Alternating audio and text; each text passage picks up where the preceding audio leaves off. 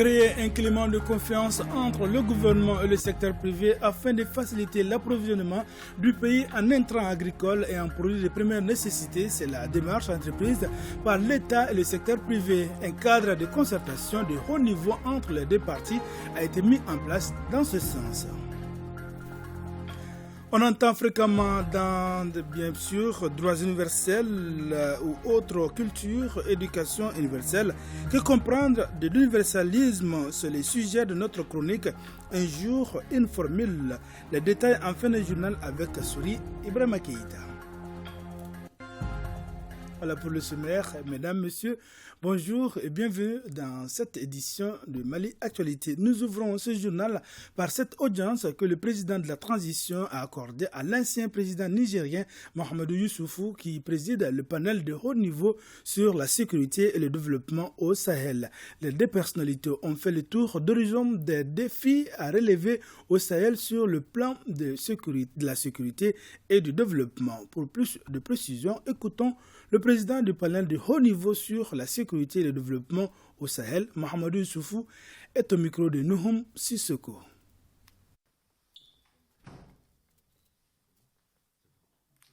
Notre entretien a porté essentiellement sur les défis que connaît notre région, que connaît le Sahel. Défis sécuritaires, défis institutionnels, parce qu'il faut continuer à construire nos États, défis climatiques, défis démographiques, défis du développement économique et social. Nous avons noté ensemble que tous ces défis sont entrelacés. J'ai également abordé avec le président la mission que m'a confiée le secrétaire général des Nations Unies en rapport avec l'Union africaine, avec la CEDEAO et le G5 Sahel, mission d'évaluation, sécurité et développement au Sahel. Il s'agit d'une mission qui va évaluer les différentes stratégies qui sont mises en œuvre et qui sont en cours face aux défis que j'ai cités plus haut et de faire des propositions et des recommandations afin d'agréger les efforts de tous les acteurs, les États comme leurs partenaires, pour être plus efficaces, pour apporter des réponses plus pertinentes face aux défis que rencontre notre espace commun. D'une rencontre à une autre, cette fois-ci avec le Premier ministre par intérim et le secteur privé. Au cœur de l'entrevue, la mise en place d'un cadre de concertation de haut niveau État-secteur privé pour la facilitation de l'approvisionnement du pays en intrants agricoles et en produits de première nécessité. La rencontre vise à créer un climat de confiance entre le gouvernement et le secteur privé, d'analyser les causes liées aux difficultés d'approvisionnement du pays et d'apporter des solutions. Il s'agit également d'entreprendre toute autre initiative pouvant contribuer à la facilitation du Mali en intrants agricoles et en produits de première nécessité. Le point avec Mamadou Fane. La crise multidimensionnelle qui traverse le monde, particulièrement le Mali, a rendu difficile l'approvisionnement de notre pays en intrants agricoles et en produits de première nécessité. À cela s'ajoutent les sanctions de la CEDEAO et de l'IMOA, mettant en difficulté plusieurs secteurs d'activité. Afin de renforcer le rôle des acteurs du secteur privé, le gouvernement décide de mener une série de concertations avec les acteurs de l'économie du pays. Le but de cette rencontre est de parvenir à un plan d'action contenu dans un document pour lancer l'économie de notre pays. L'accès aujourd'hui aux denrées de première nécessité, comme l'approvisionnement en intrants agricoles, sont devenus des sujets de préoccupation majeurs, pas seulement pour le Mali, mais bien entendu pour l'ensemble des États du monde. Une crise est là, tout le monde en parle. Certains n'hésitent pas à rendre la transition responsable, ce qui n'est pas juste à mon humble avis. Mais force est de reconnaître que nul pays aujourd'hui ne se trouve, quand il est question du coût de la vie et de la hausse des prix, logé à bonne enseigne. Nous souffrons tous collectivement, justement, c'est ça le sens de la mondialisation. Ce cadre de concertation de haut niveau, gouvernement, secteur privé, vise à coordonner et à suivre toutes les initiatives visant à faciliter l'approvisionnement correct et régulier du pays en intrants agricoles et en produits de première nécessité. Le Mali se trouve affecté par cette crise pour des raisons tant endogènes qu'exogènes. Face à la situation, le gouvernement ne saurait rester sans réagir.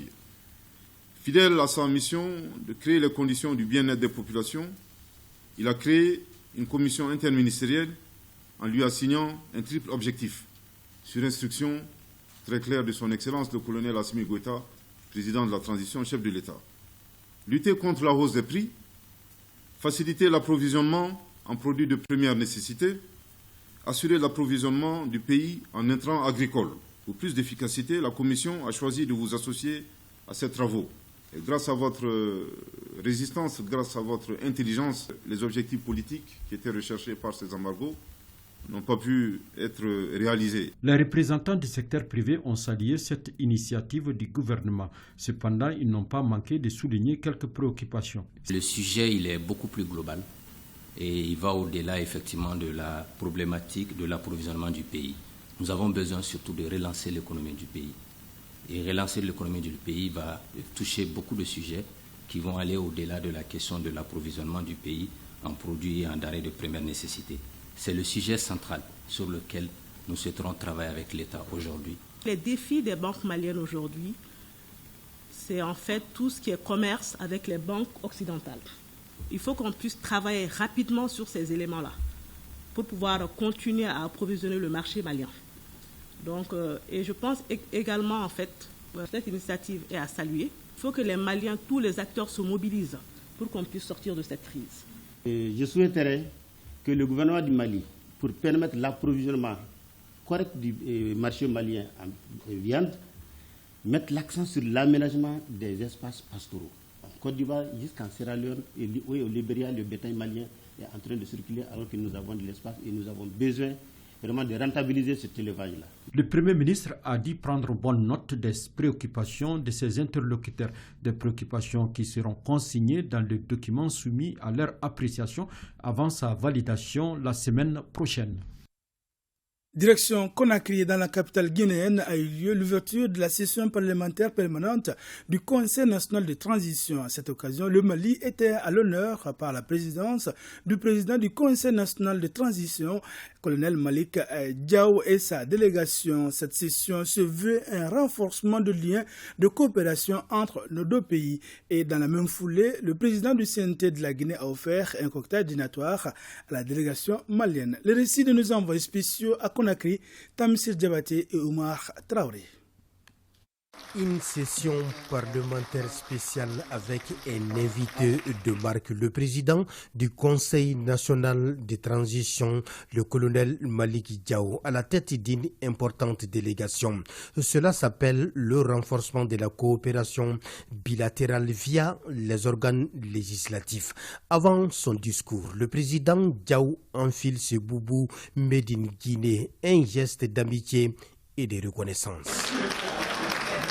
Ce pas renouvelé vers le Mali n'a fait que confirmer l'excellence de nos liens familiaux ainsi que l'exemplarité des solides relations historiques que nos deux pays et nos deux peuples ont toujours entretenues. Des liens qui du reste ont été davantage fortifiés au lendemain des indépendances africaines par les présidents Modibo Keïta et Sékou Touré demeurent incassables et inaliénables.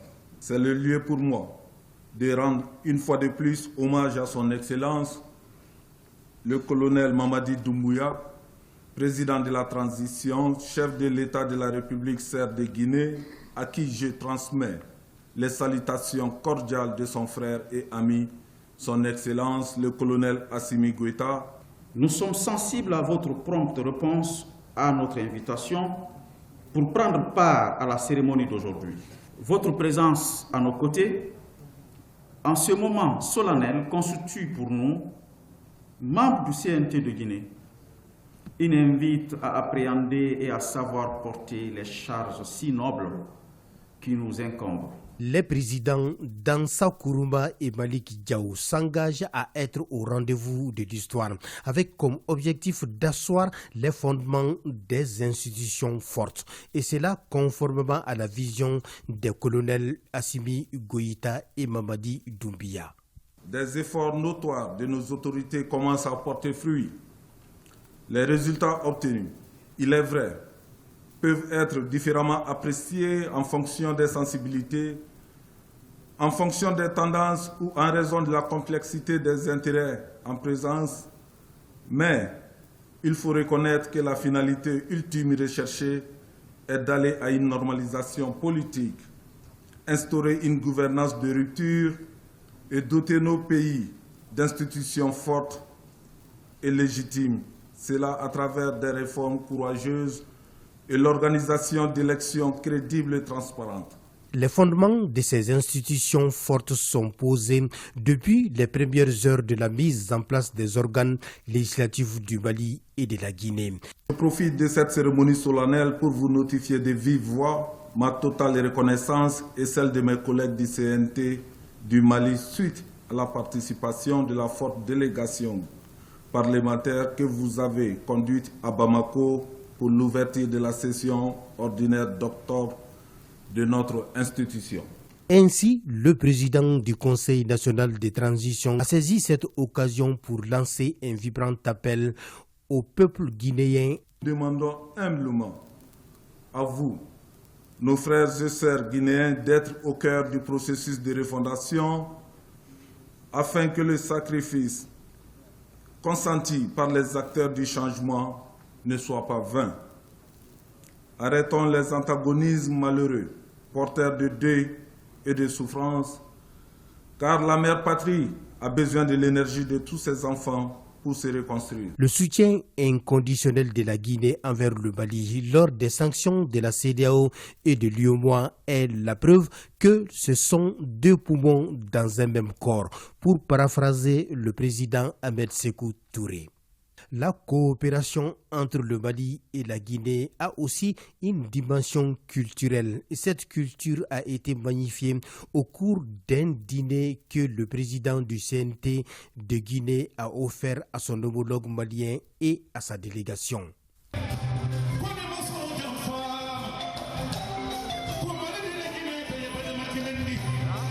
Au cours de cette cérémonie dînatoire, le président Dansa Kourouma a remis des distinctions à la délégation malienne, une façon de consolider les relations parlementaires.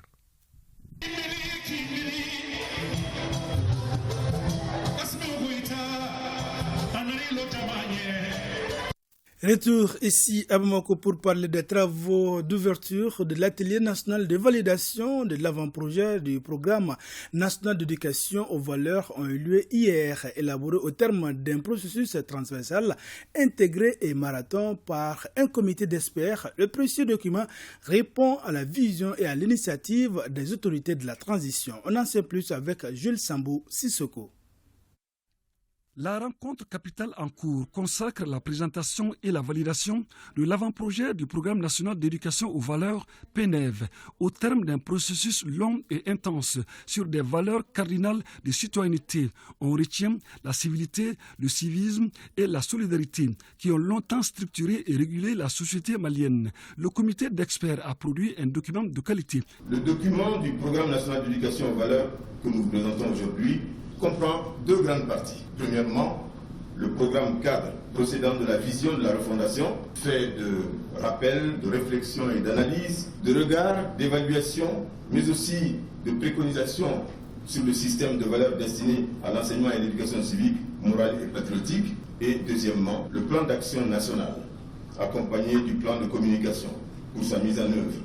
La démarche découle d'une volonté claire et affichée, doublée de vision des plus hautes autorités de la transition, dans le cadre de la refondation centrée sur la formation des citoyens de type nouveau. Vous vous souviendrez que l'idée du programme a germé il y a exactement 12 mois de cela. Le président de la transition a décidé de confier au ministère de la refondation de l'État l'élaboration du programme national d'éducation aux valeurs, et au ministre en charge de la culture, celle de la charte de l'éthique et des valeurs. Le ministre exprime sa satisfaction avant de remercier le comité d'experts pour le travail abattu au nom du Mali. Nous vous exhortons à examiner avec toute la gravité requise le plan d'action national qui est soumis à votre analyse durant ces 2 jours de travaux. Il ne fait nul doute que le programme national d'éducation aux valeurs reste aujourd'hui une des pierres angulaires du vaste chantier de la refondation pour l'avènement d'un Mali nouveau.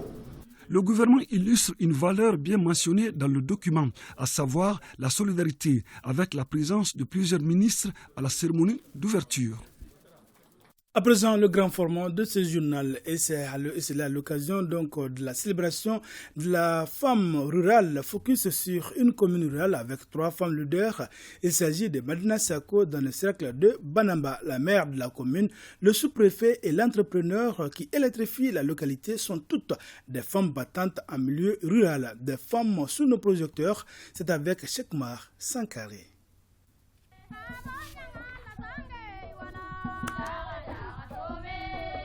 Madina Sako, une trentaine de kilomètres de Banamba dans la région de Koulikoro.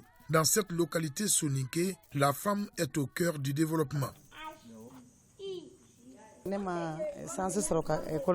Je n'ai pas eu la chance d'aller à l'école. Je tiens à ce que mes enfants et petits-enfants étudient bien. Grâce à l'électricité, les enfants s'exercent régulièrement. Le fait que Awa n'a pas fréquenté l'école ne l'empêche pas d'être leader communautaire. Elle est la maire d'une commune rurale de 35 villages et 42 hameaux avec une population de plus de 32 000 habitants. C'est son courage qui l'a conduit au devant de la scène politique. Les hommes de mon village, plus précisément ceux de mon parti, m'ont choisi pour mon courage et mon engagement pour la localité.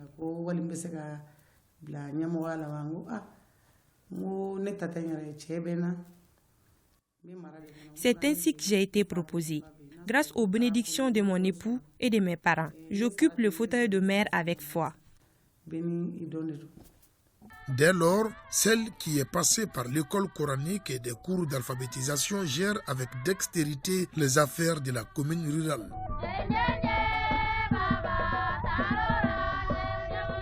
L'entreprise Afrimpex, qui assure l'électrification du village, est une initiative de Mme Bachili Mariam Kanyasi, une entreprise féminine dirigée par une autre femme.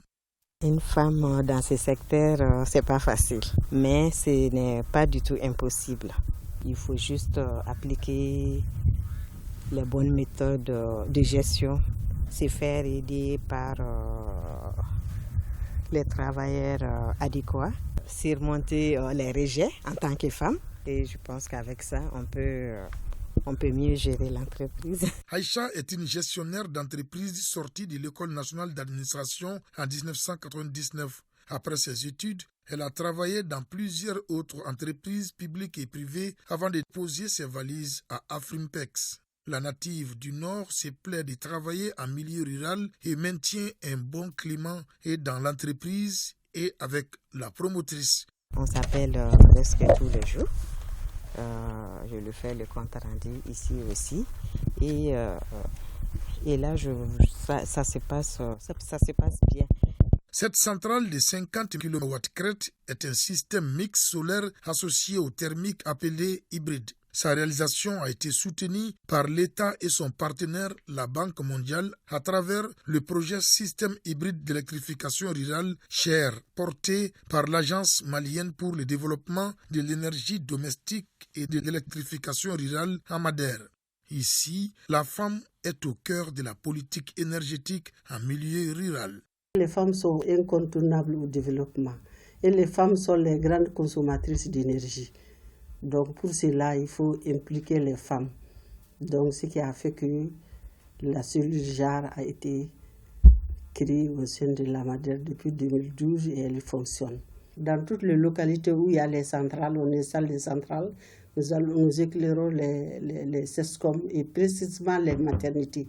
Justement, dans le village de Madina Sako, l'initiative féminine d'électrification rurale améliore considérablement les conditions de vie des populations. La cour a été éclairée, les chambres ont été éclairées. D'abord, il faut de la lumière pour travailler la nuit. Vous voyez. Donc, même si la ficelle tombe par terre, tu peux la ramasser maintenant, à cause de l'éclairage. Maintenant, il faut que la chambre soit ventilée pour que les médicaments sont dans les meilleures conditions. Mon mari est parti se faire soigner. C'est avec les frigos que je subviens aux besoins de la famille. Malgré son enclavement et sa situation sécuritaire précaire, l'arrondissement de Madina Sako est dirigé par une autre femme, cette fois-ci du corps préfectoral. J'ai choisi ce métier par amour et également pour magnifier la légalité entre hommes et femmes dans les affaires publiques de l'État.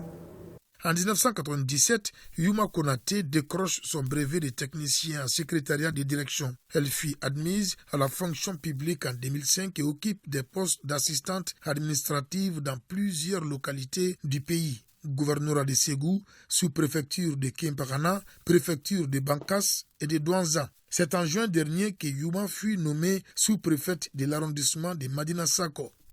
Je n'ai pas connu beaucoup de difficultés parce que mon mari même m'encourage en ce sens. Partout où j'ai passé, je n'ai rencontré que des sous-préfets qui étaient très gentils avec moi du moins. De la gestion administrative à la gestion politique en passant par l'électrification, le village de Madina Sako est un symbole fort de l'émancipation de la femme en milieu rural.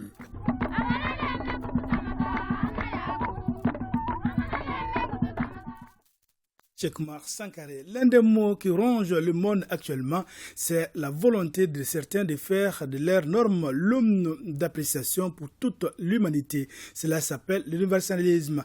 Ainsi, vous entendrez droits universels, culture ou éducation universelle et bien d'autres. La chronique Un jour, une formule se penche sur ce qui est devenu comme un phénomène de mode. Sori Ibrahima Keïta. Qu'il soit des droits, de la religion ou de la philosophie, l'universalisme prend la réalité comme un tout unique, englobant tous les individus et qui n'accepte d'autorité que dans le consentement de tous. Universalisme, ça veut dire que les mêmes valeurs sont partout dans le monde, chez tous les peuples, les mêmes valeurs. S'il s'oppose à l'individualisme, il conçoit les idées et les valeurs indépendantes du temps et du lieu. Universalisme des droits de l'homme en est une illustration. Par exemple, le fait de savoir que la femme est importante dans notre vie, c'est elle qui donne la vie. La politique, gérer une nation, c'est universel. Tout le monde gère la nation selon ses options politiques, économiques, sociales, etc., éducationnelles, etc. Donc ça, c'est universel. Toutes ces valeurs sont universelles, mais elles sont différentes d'un peuple à un autre. Il y a une chose qui me fait vraiment peur, c'est plutôt les valeurs qui viennent d'Occident, pas le matériel, pas l'économique. Parce que par exemple, on nous rabâche les oreilles avec cette histoire de droits de l'homme, de droits de l'enfant, de droits de ceci, de droits de cela. Suite après avoir épuisé, si je puis dire, le sol et le sous-sol et puis l'être humain du Sud, on veut véhiculer cette idée un petit peu universelle, universaliste, que nous sommes tous égaux uniquement sur le papier.